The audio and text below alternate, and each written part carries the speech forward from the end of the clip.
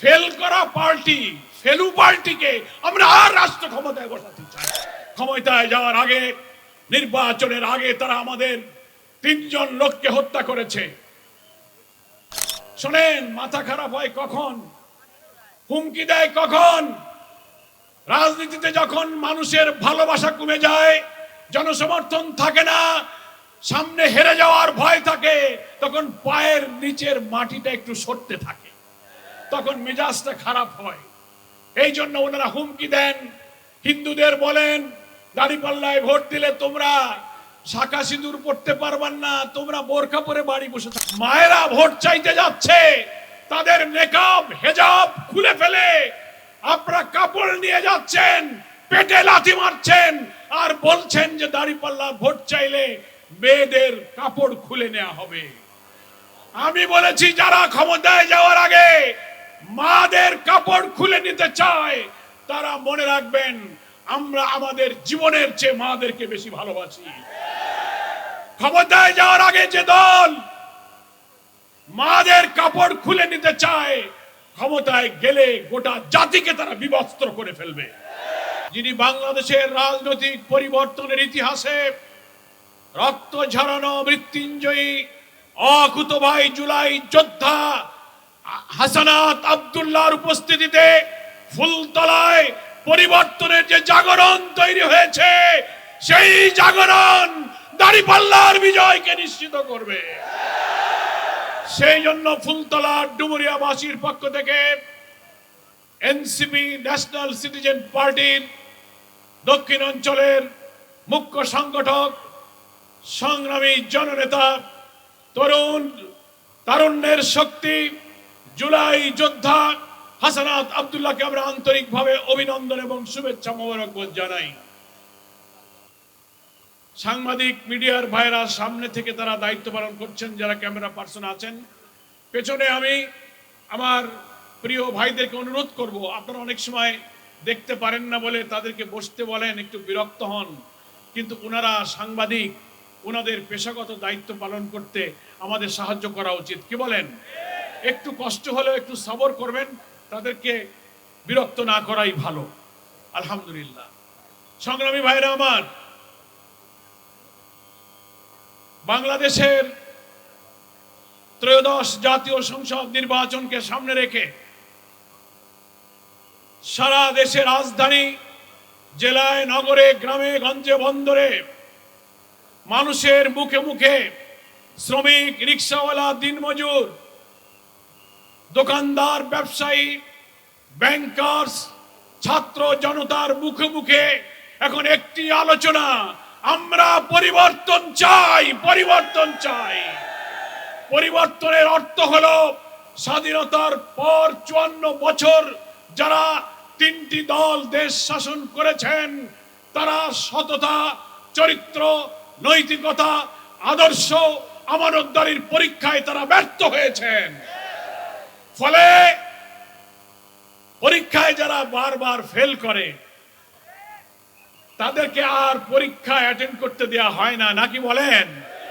ক্লাসে যখন কোনো পরীক্ষার্থী বারবার ফেল করে, টিচাররা তাকে কি বলে, যে তোমার আর ক্লাসে উঠতে হবে না, তুমি আরো 2 বছর থাকো, ভালো করে লেখাপড়া করো।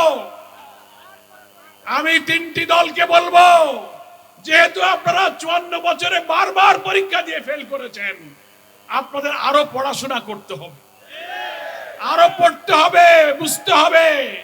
সেই পড়া মানে কি? সেই পড়া মানে হলো দুর্নীতিকে না বলুন, সেই পড়া মানে চাঁদাবাজি বন্ধ করুন, চাঁদা না দিলে পাথর দিয়ে মানুষ হত্যা বন্ধ করুন। সেই পড়া মানে হলো দাড়িপাল্লার ভোটারদের, মায়েরা ভোট চাইতে যাচ্ছে, তাদের নেকাব হেজাব খুলে ফেলে আপনারা কাপড় নিয়ে যাচ্ছেন, পেটে লাথি মারছেন, আর বলছেন যে দাড়িপাল্লা ভোট চাইলে মেয়েদের কাপড় খুলে নেওয়া হবে। আমি বলেছি, যারা ক্ষমতায় যাওয়ার আগে মাদের কাপড় খুলে নিতে চায়, তারা মনে রাখবেন, আমরা আমাদের জীবনের চেয়ে মাদেরকে বেশি ভালোবাসি। ক্ষমতায় যাওয়ার আগে যে দল মাদের কাপড় খুলে নিতে চায়, ক্ষমতায় গেলে গোটা জাতিকে তারা বিবস্ত্র করে ফেলবে। ক্ষমতায় যাওয়ার আগে, নির্বাচনের আগে তারা আমাদের 3 জন লোককে হত্যা করেছে।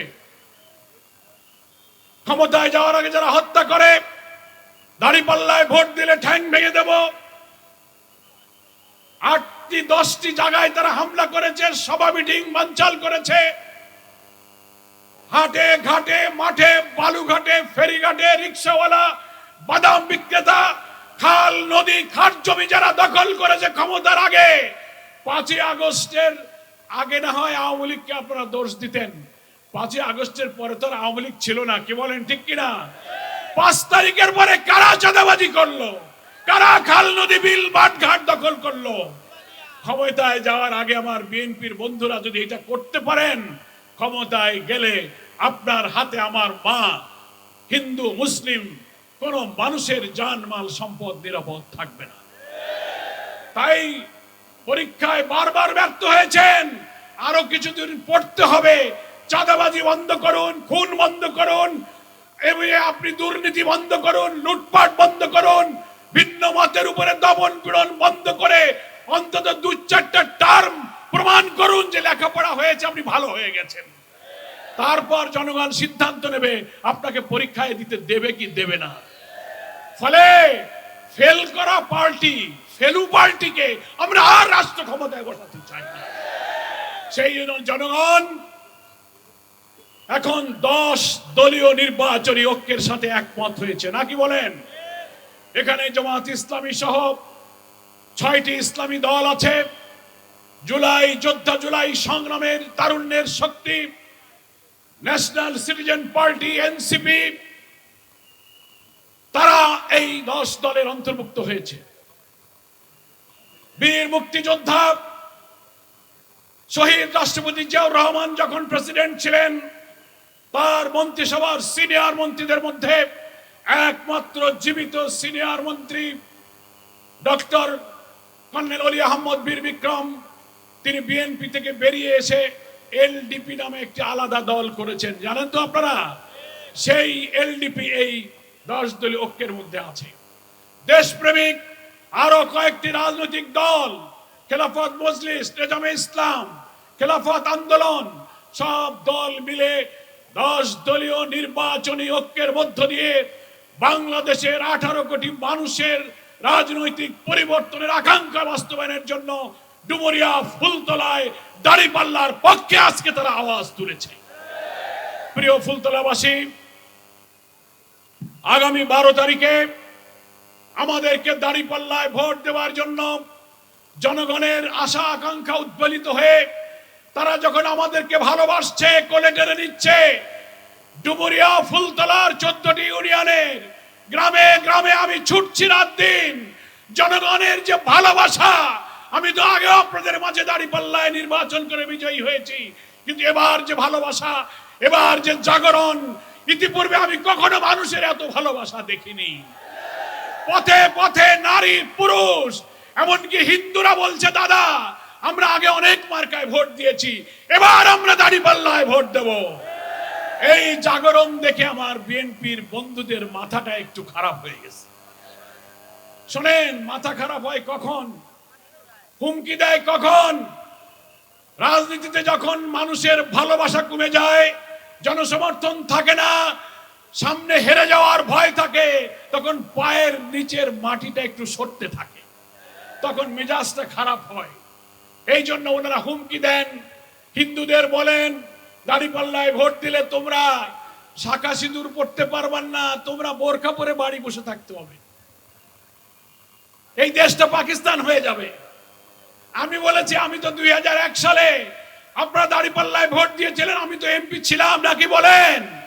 হিন্দু বন্ধুরা যারা মা বোনেরা আছেন, আপনারাই বলুন, আমি এমপি ছিলাম 5 বছর, আপনারা কি শাখা সিঁদুর খুলে বোরখা পরে বাড়ির মধ্যে বসেছিলেন? দেশটা কি পাকিস্তান হয়েছিল? রাজনৈতিক পরাজয়ের ভয়ে মিথ্যাচার দিয়ে দাঁড়িপাল্লার জোয়ারকে এবার থামানো যাবে না।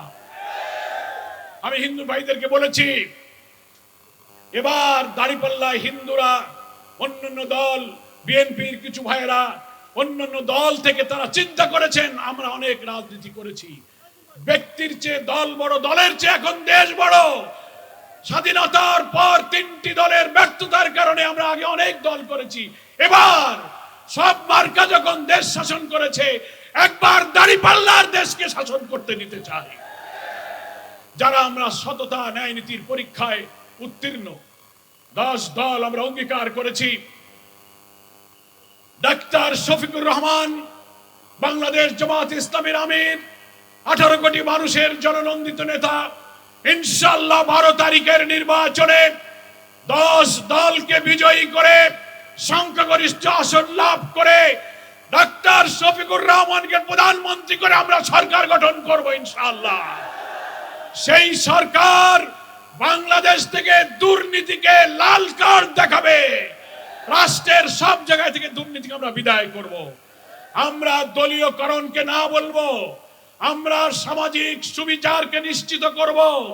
ডাক্তার শফিকুর রহমান সাহেব বলেছেন নৈতিকতা ভিত্তিক শিক্ষা ব্যবস্থা সমন্বিত চালু করব।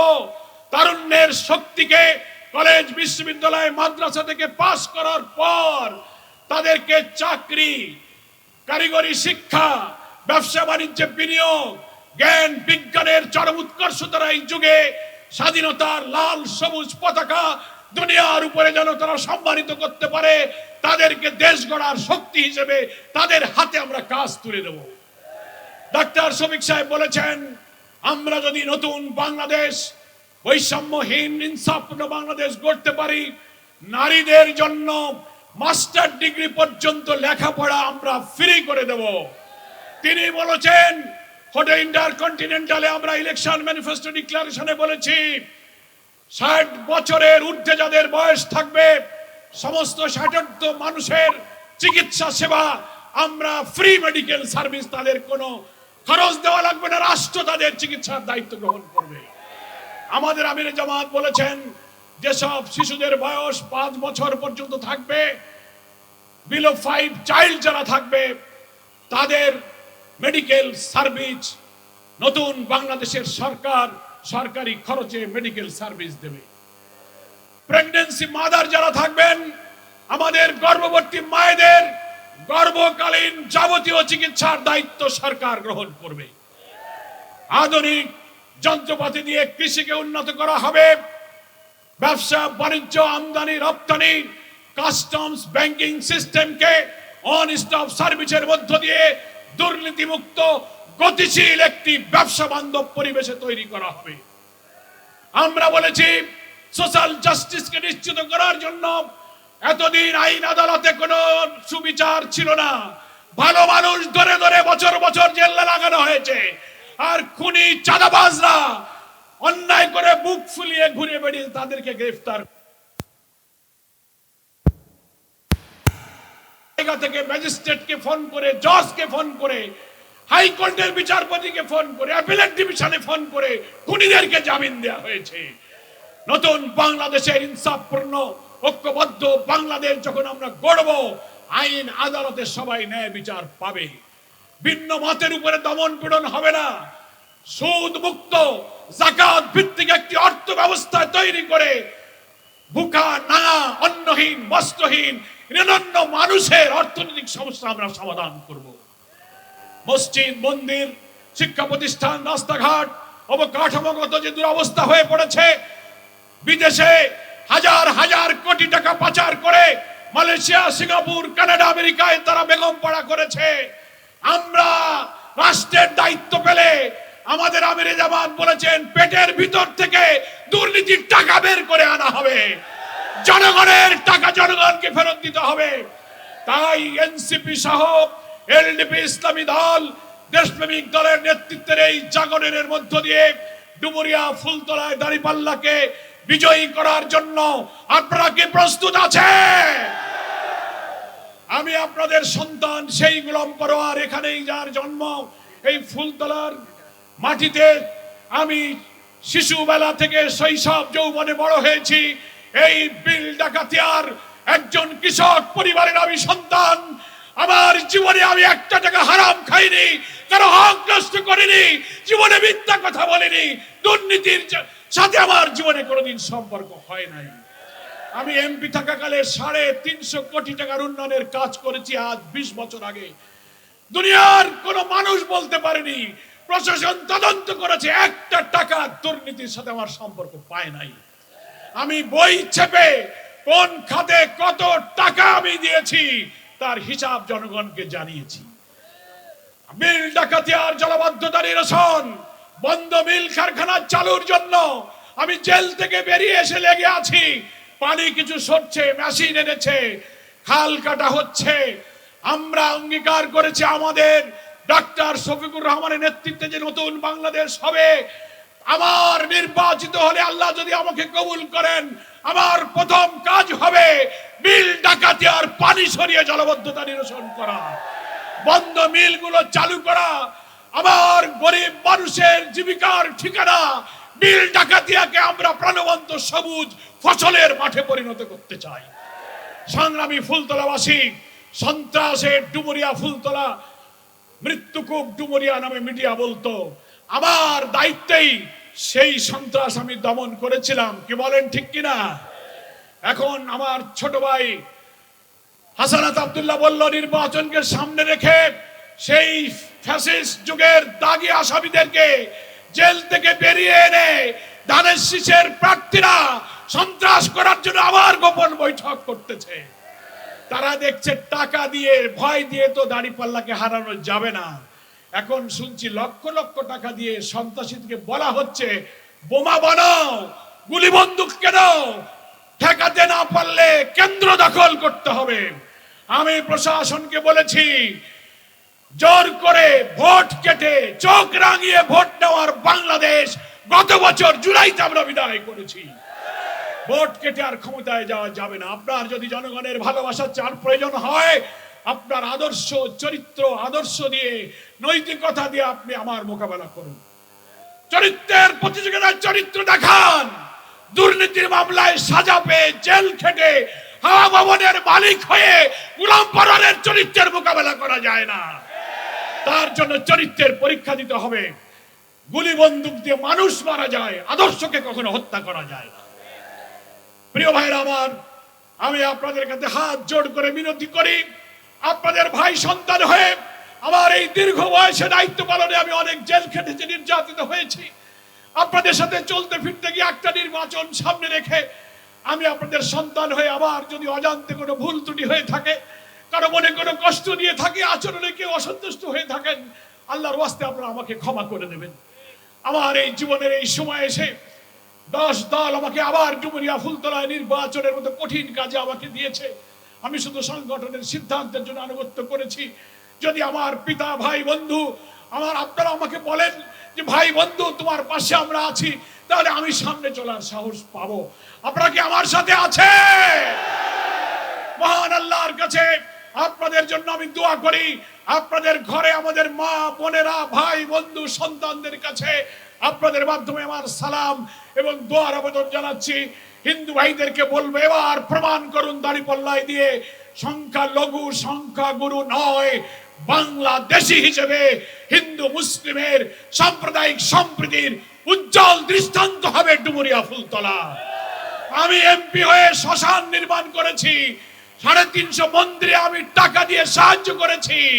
হিন্দুদের পাশে মুসলিম যেমন রাজনৈতিক, সামাজিক, সাংবিধানিক অধিকার ভোগ করবে, একজন হিন্দু ও মুসলমানের মতো সমান অধিকার ভোগ করবে। এটাই হচ্ছে ইসলামের শিক্ষা। মহান আল্লাহ তাআলা এক সাগর রক্তের বিনিময়ে অর্জিত এই জুলাই অভ্যুত্থানের ফল হিসেবে আগামী নির্বাচনে দাড়িপাল্লা সহ 10 দলকে বিজয়ী করে জনগণের সরকার গঠনের মধ্য দিয়ে আমাদের কাঙ্ক্ষিত মুক্তি নিশ্চিত করুক। আল্লাহর কাছে আমি সেই দোয়া করছি। সবাই বলুন আমিন। আমা তৌফিক ইল্লা বিল্লাহ।